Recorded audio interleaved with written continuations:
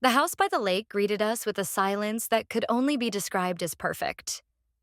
Over the years, it seemed to have absorbed the calm of every day lived here, each holiday and celebration as if steeped in their warmth. Jack and I had come here simply to be together, to shake off the rush of daily life and leave work and city worries behind, outside this secluded haven. The house stood at the edge of the forest, with the lake's smooth surface glistening nearby, inviting us like an old, trusted friend. Simple, familiar, dependable. In this house, I felt like a part of something greater than just the days flowing one into another. This house was real, as was my bond with Jack. Here, there was no need to pretend, no need to choose words carefully, maintain small talk, or avoid topics we'd normally shy away from. We could simply be ourselves. With Jack, everything felt easy. His company, his attentive gaze always ready to find some way to make me smile. It all created a special atmosphere where we could truly breathe. Days passed, filled with simple routines. Breakfasts on the sunny terrace where I'd make his favorite eggs and toast. Short walks through the woods that embraced the house on all sides. Candlelit dinners in the evenings when we'd talk about our future plans. These were small, simple joys, yet they felt like true happiness. Jack and I could talk for hours, sharing thoughts and dreams that were private, hidden from the world, yet natural for us to reveal to each other. Every evening, when mist blanketed the lake and the quiet waters shimmered under the starlight, we would go out on the boat, letting ourselves drift in the serene silence. Jack, holding my hand tightly, would whisper something about our future. A house where we could live together. Children who might one day fill our home with laughter. His voice, soft and warm, enveloped me, and in those moments, I felt that happiness was indeed real, and lived here, in this little house by the lake, in the simple things that life should be made of. But what mattered most was that we could see each other again. Truly, as if the years we'd spent together hadn't created any distance between us. I thought about how, day by day, his face and his soul became ever closer to me. The warmth of our conversations and our evening embraces felt stronger than any certainty I had ever known. These days by the lake were like a magical dream come true. With each sunset, I would fall asleep assured that our bond was timeless, that we could overcome anything that lay ahead. Here, I could relax and feel safe, simply and sincerely savoring the moment. Our quiet idyll was interrupted on the third day when Jack's nephew, Zach, showed up unexpectedly. We'd received a message from him barely an hour before we heard a knock at the door. Zach had just graduated from university and decided to take a small break before diving into job hunting. He brought along his girlfriend, Amy, a sweet, slightly shy girl with big eyes and a bright laugh. We were surprised, but I immediately felt that their arrival would bring a new spark to our peaceful retreat. Zach burst into the house like a fresh breeze, full of youth, joy, and his characteristic bit of clumsiness. Tall and fit, he exuded a confidence and ease that immediately caught my attention. Zach was charming, and his constant readiness to laugh and have fun gave him a unique appeal. He hugged us with such warmth as if we were his best friends, and this instantly endeared him to me. Jack was glad to see him too. There had always been a friendly bond between them, almost like brothers. Amy turned out to be surprisingly similar to me in spirit. We spent our evenings together, discussing everything under the sun, from books and movies to the latest cosmetics and fashion trends. She was a smart and sensitive conversationalist, and with each talk, I grew to appreciate more how easily we connected. Amy could talk for hours about her dream of starting her own business, and there was something touching and genuine in her ambitions. Zach and Jack quickly found ways to keep busy too. Almost immediately, they headed down to the dock and spent half the day there, chatting about boats, fishing, and other men's topics. I could hear their laughter from the distance, and it made me happy to know they were enjoying each other's company. Watching them from the kitchen window, I felt joy at being surrounded by close ones, that our vacation had turned into a cozy retreat with family. Zach seemed to bring the house to life, filling it with his laughter, his boundless energy, and I loved how he teased Jack, making him laugh in a way I hadn't seen in a long time. In the evenings, we dined on the terrace, and everything felt so natural and beautiful. Zach would tell stories about his university antics, funny moments with his friends, and when he recalled something particularly amusing, he would laugh so loudly that we all couldn't help but laugh with him. He was like a spark, brightening up our usual days. I looked at this young couple and felt a sense of peace. How wonderful it was to be with people who understood you and found joy in life. On the third day of our time together, Jack suggested we have a picnic by the lake. We packed a basket with food, grabbed some blankets, and headed down to the water. Zach and Amy brought along a small speaker, and the gentle music made the evening even cozier. We laughed and chatted, enjoying the ease of each other's company as the warm sunset bathed everything around us in a soft, golden light. On the way to the lake, Amy kept getting distracted by her phone, replying to messages and sharing photos, animatedly telling Zach something while he walked beside me. He offered to carry the blanket, and as he took it from my hands, his gaze lingered on me just a second longer than necessary. I noticed it, and wondered if it was only my imagination. After all, I hadn't expected such a look. Yet a faint, unsettled feeling lingered within me. We settled by the shore, and Jack began to tell us about the small islands in the distance, explaining how the lake changed with the seasons. Zach sat down next to me, and I felt the warmth of his presence. I tried to focus on Jack's words, but my attention kept drifting toward Zach. When Amy pulled out her phone again, Zach leaned in slightly and spoke to me in a soft, warm tone. "You have a way of making everything feel cozy. I've always liked that about you," he said, as if it were the most ordinary thing. His words caught me off guard. I froze, not quite sure how to respond, and felt a slight tremor within. The compliment was unexpected, especially because it was delivered in such a quiet, almost intimate tone, meant only for me. I smiled and thanked him, trying to sound as casual as possible. Yet Zach's gaze lingered on me just a bit longer than usual. I sensed something in his look, something I couldn't immediately interpret. His words stirred a subtle unease within me, hidden beneath layers of familiar calm and certainty. The next evening, while Jack and Amy were busy with dinner, I stepped out into the garden to water the flowers. The air was fresh, carrying a faint scent of pine and grass, and I felt a bit calmer than I had the night before. There was something healing in the garden's quietness, as though time itself paused in this place. I carefully bent over the flower beds, filling each plant with water, when suddenly Zach appeared from behind the trees. He approached with an uncertain smile, as if he'd just happened upon the spot, though his gaze held more than simple curiosity. He looked at me, as if we were alone in the entire world. "Zach?" I tried to speak as usual, hoping to hide the sudden rush of emotion. He smiled and crouched beside me, staring down at the ground as if unsure how to begin. After a moment, he lifted his eyes to meet mine and spoke softly, almost in a whisper. "You know, ever since university, I felt strange, like I'm lost.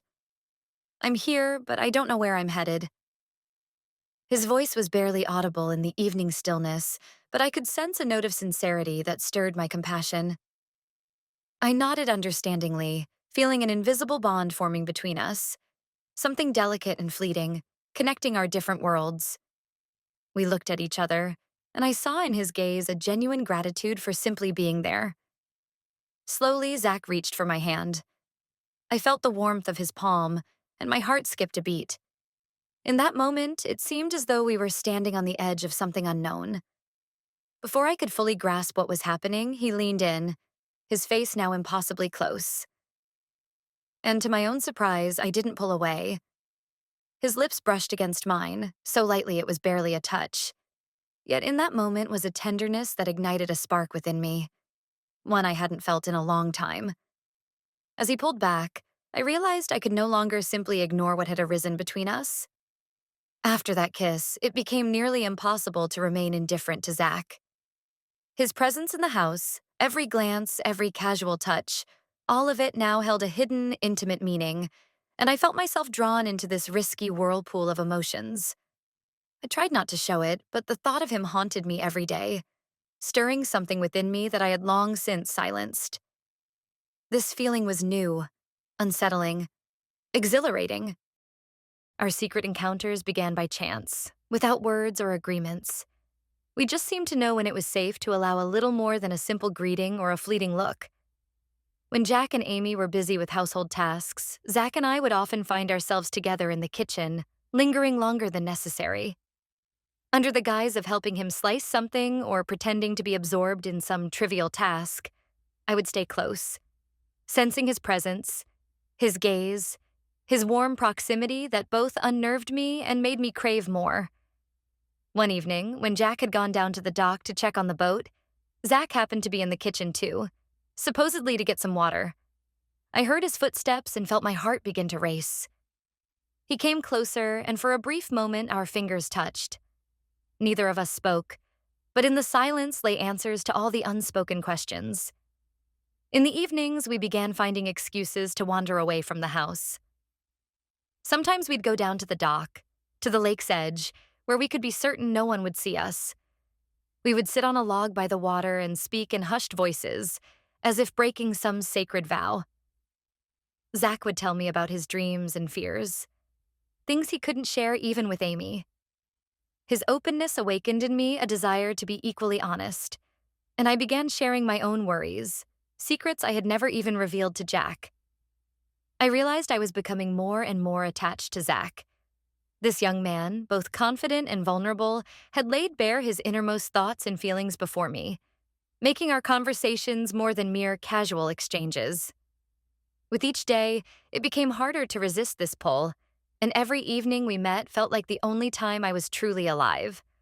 Our meetings, our fleeting stolen embraces became a secret I guarded as though my life depended on it. One evening, as the sun dipped low in the sky, Zach suggested we take a boat ride. Jack was busy at the dock, fixing some gear, and Amy had stayed back at the house saying she wanted to read for a while. I hesitated, aware of the risk, but there was something in Zach's gaze, a quiet persistence that pulled me in. We set off silently, and I glanced back at the shore, making sure no one could see us. The boat drifted across the lake, and the only sound was the gentle lapping of water against the sides. Zach sat across from me, watching me with a quiet, almost painful intensity. In his eyes, I saw something new. A feeling we both understood but hadn't dared to speak of yet. Slowly, he reached for my hand, and I felt my heart quicken. "I can't get you out of my mind," he whispered, his words barely more than a shadow dissolving over the darkening water. He drew me close, and we sat there in silence, my hands held within his. When he looked at me, there was something in his eyes that seemed to shatter the last remnants of my hesitation. As the evening quietly gave way to night, dusk settled around us.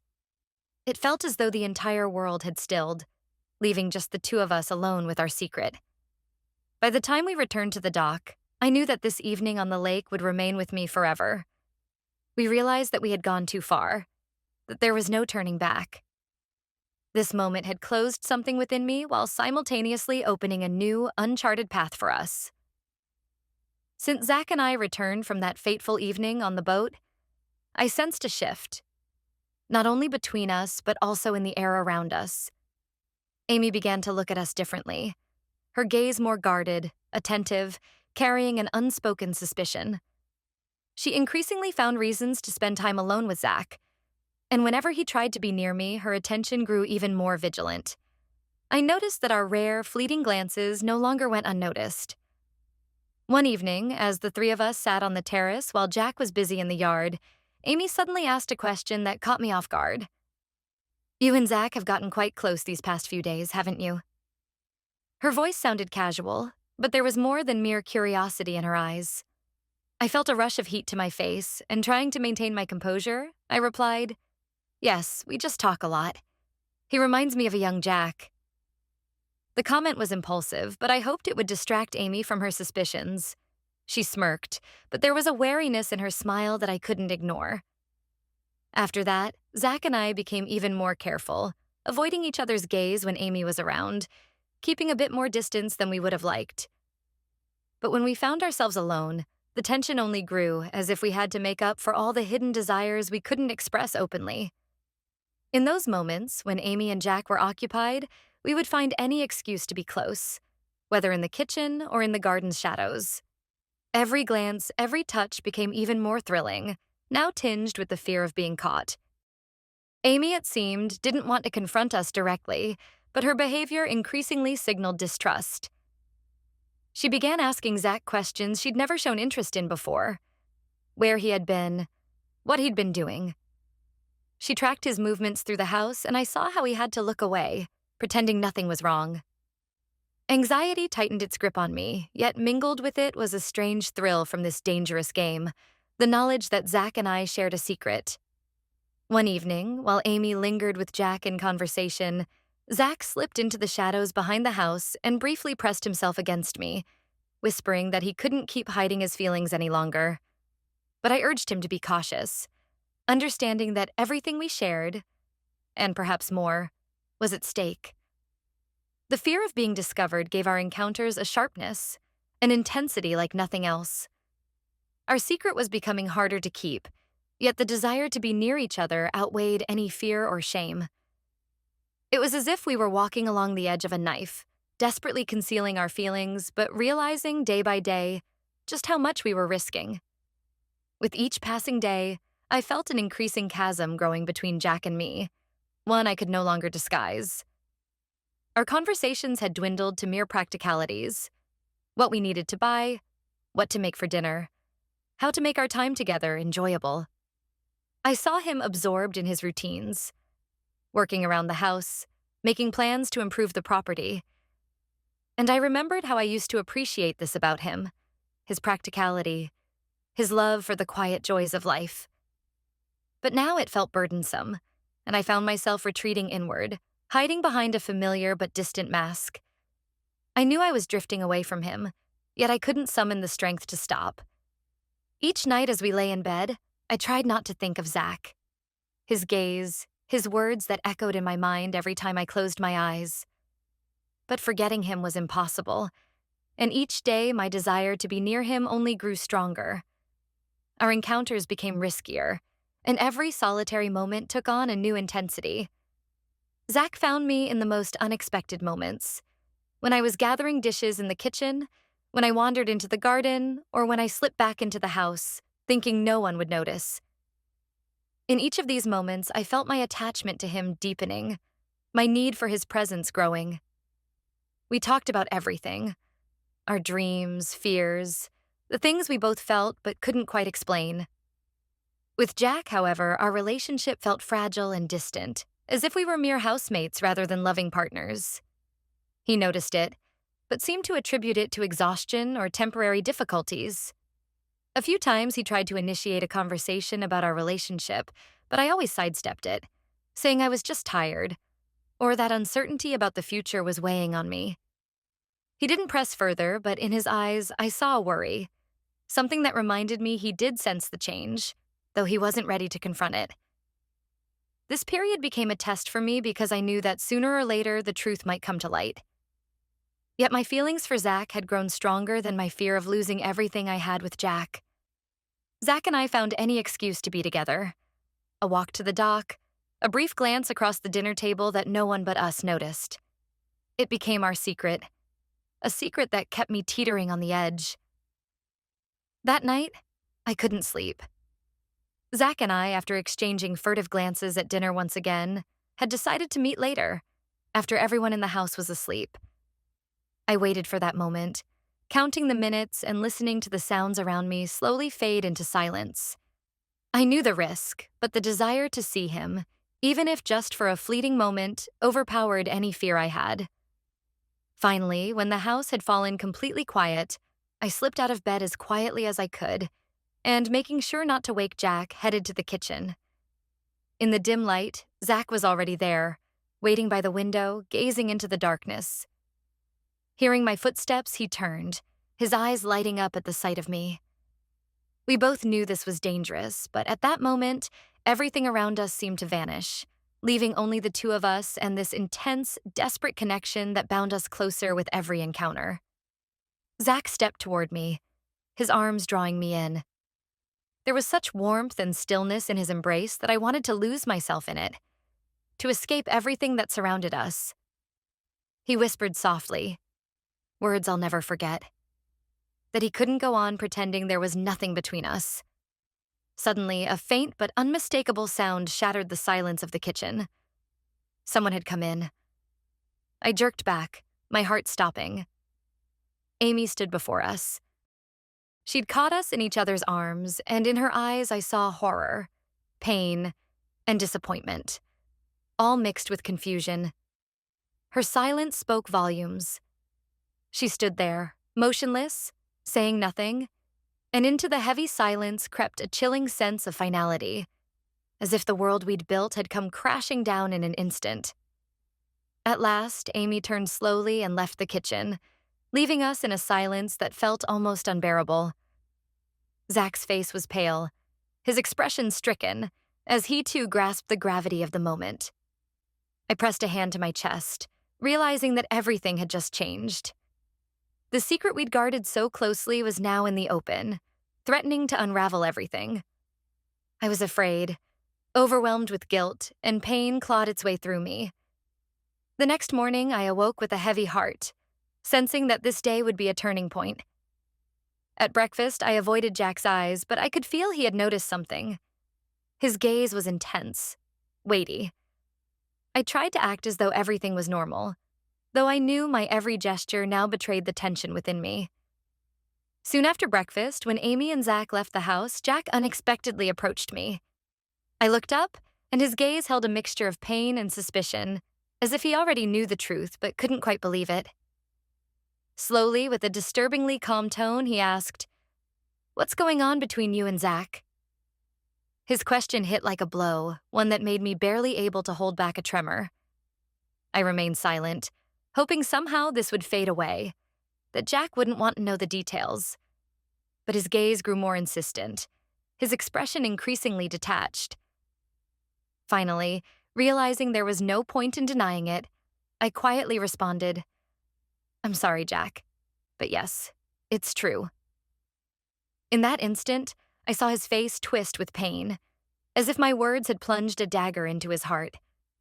He stood silently for a moment, processing what he'd just heard, then said, his voice thick with hurt, "How could you?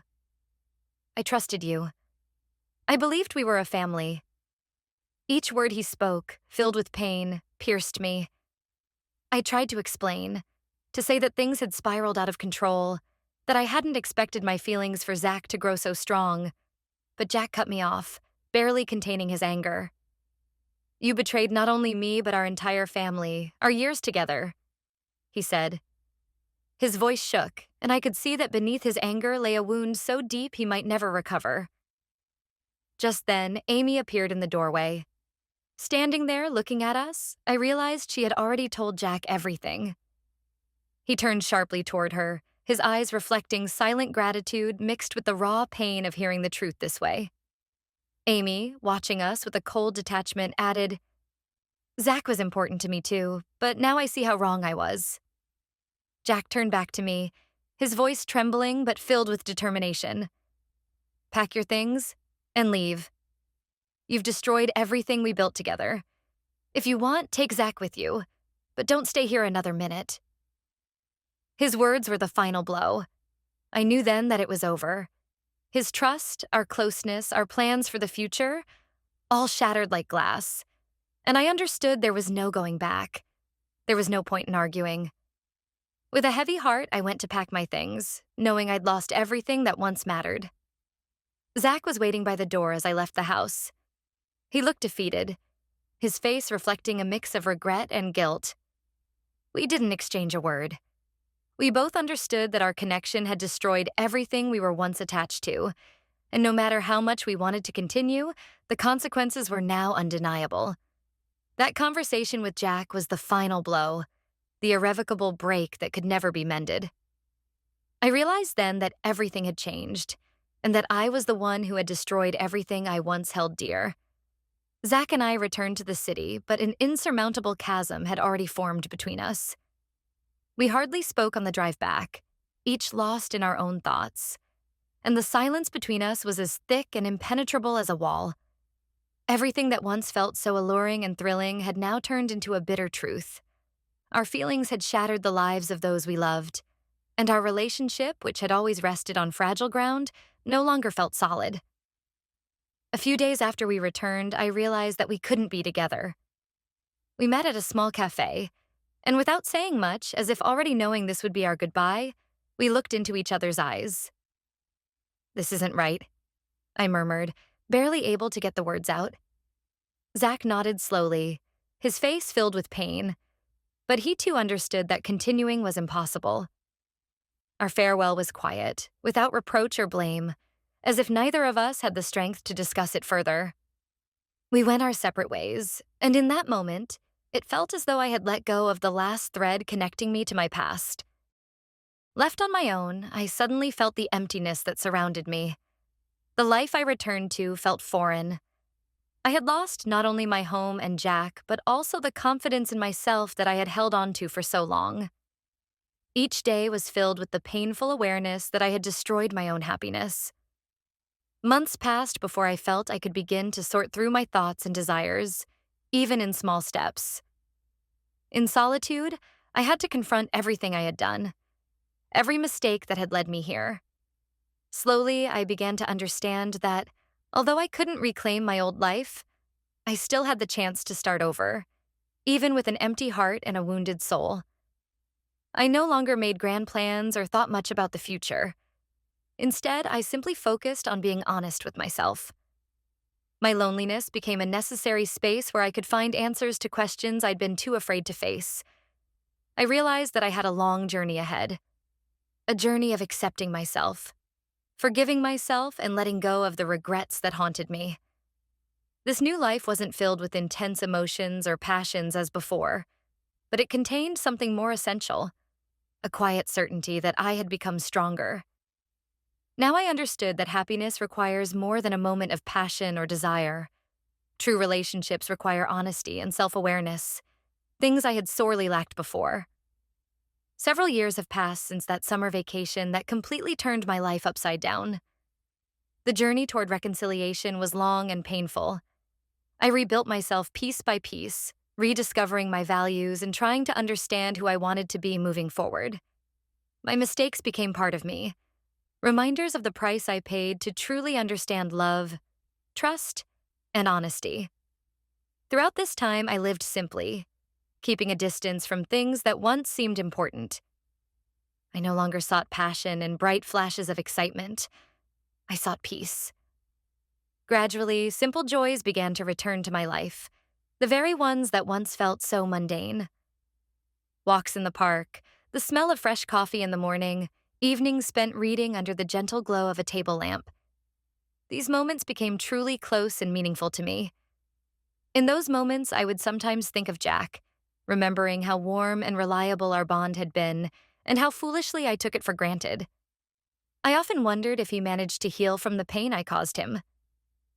I wanted to believe he found peace, that his life unfolded as he deserved. One day, I happened to see Amy in a city cafe. She was sitting with friends, and I only caught a brief glimpse of her as I walked by. Her eyes no longer held the pain I saw that day when she caught Zach and me. She looked calm and happy, and despite my guilt, I felt a slight relief knowing her life hadn't been overshadowed by my and Zach's mistake. Zach remained in the past. We never met again. Occasionally, I wondered about him, who he became, what he took away from that tangled summer that shattered so many lives. But these thoughts came less and less. He was part of a past that, despite all its bitterness, I had learned to leave behind.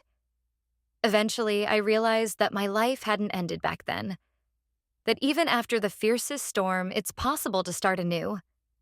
I now live differently, with the understanding that true love should not tear you apart, that it's not a fleeting passion but a deep respect and attachment, a trust built over years, requiring honesty and patience. This lesson became the gift I took from my story, and despite everything, I felt grateful for finding the strength within myself to begin again.